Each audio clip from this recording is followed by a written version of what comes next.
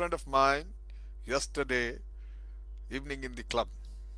He shared a beautiful incident of a he while he handed over me an article to read it before I sleep.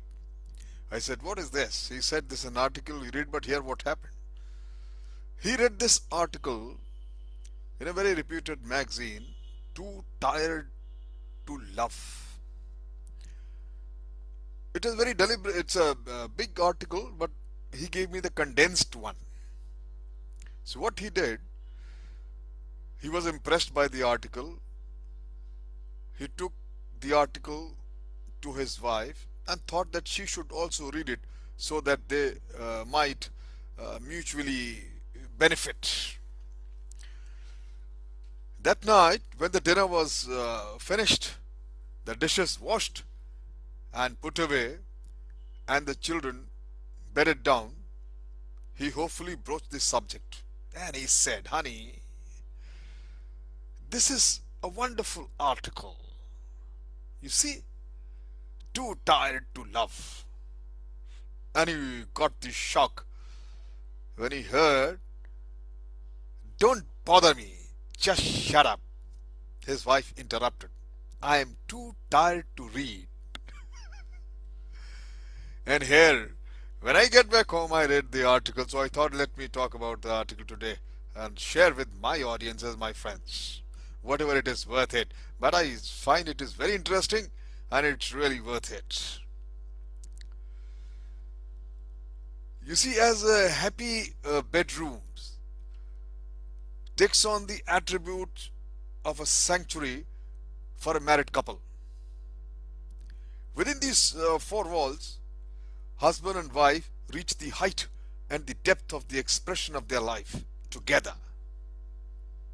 If they both feel that this is a resting place for them to keep returning to, their children will also feel it.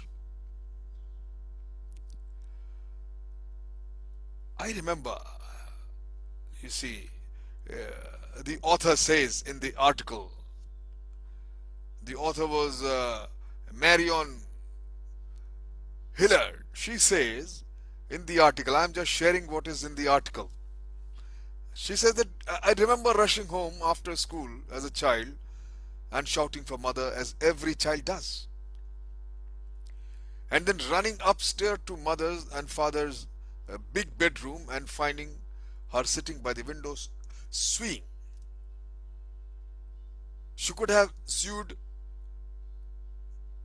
downstairs or in the living room or in the balcony, in the veranda, wherever. There are so many other places. Or even in the kitchen while cooking and monitoring things happening there. But we all came to feel that this room was a sanctuary for her actually. The place where she was most at ease in her home.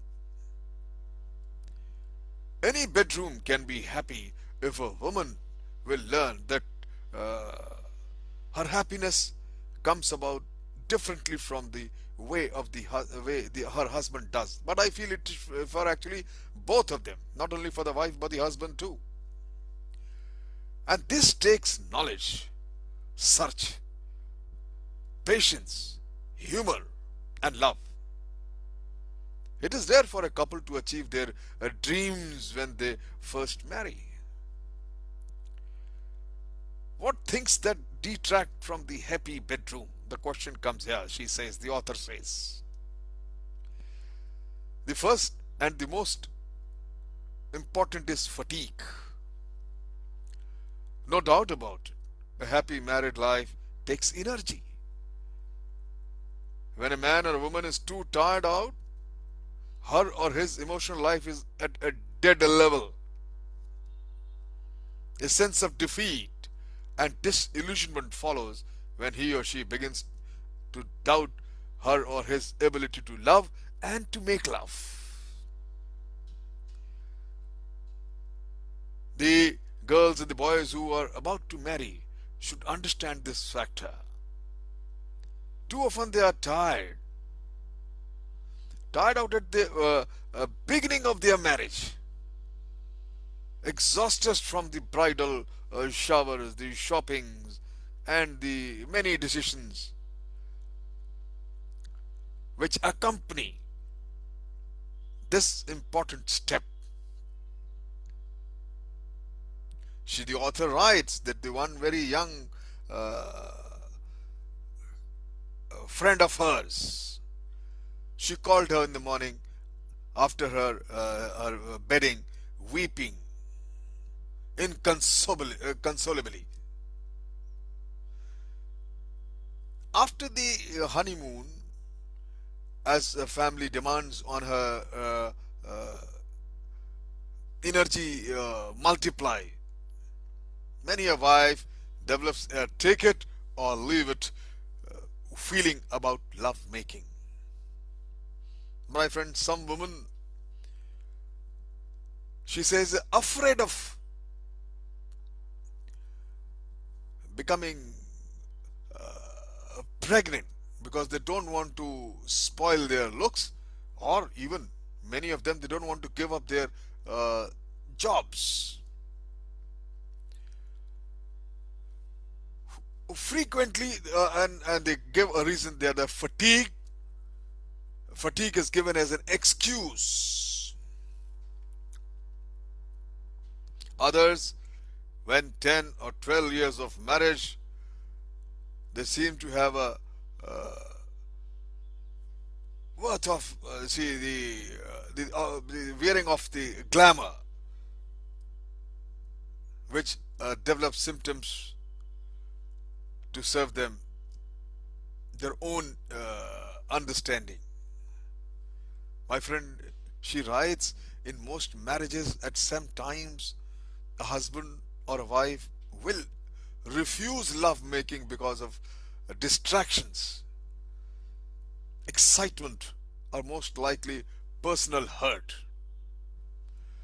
She says this is a powerful weapon because it touches the innermost sensitivities of the partner.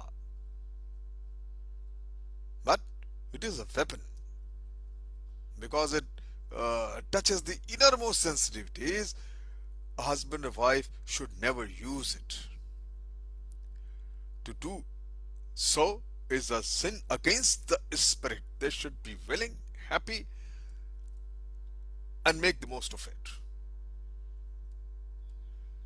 You must accept him or her, I feel, for what he or she is. A lovable, a happy go lucky companion. You will find that love, full of compassion and giving, can be all more wonderful. Love, because it is built on knowing and acceptance and not as a false expectations. It's really sad. Some men and women feel indifferent to love making and stop there and just continue to stay together. To create, my dear friend, a happy bedroom, they need to understand that making love with husband and wife is only partly a physical phenomena. It engages the mind, the heart, as well as the body. For their own sake, the author recommends that both must work out to create that atmosphere of love, which is actually a communication of the bodies, communication of the body, communication of the mind, and particularly heart. So, my friend, if you find this article too tired to love somewhere, read it, the full article. It is he's given the author has given many examples of personal lives of people and how they have a very long, lengthy, and a healthy relationship. Lovemaking becomes again and again a renewing of whole human being. Give it a thought, mull over it. but is certainly a very interesting and a relevant subject. Thank you very much.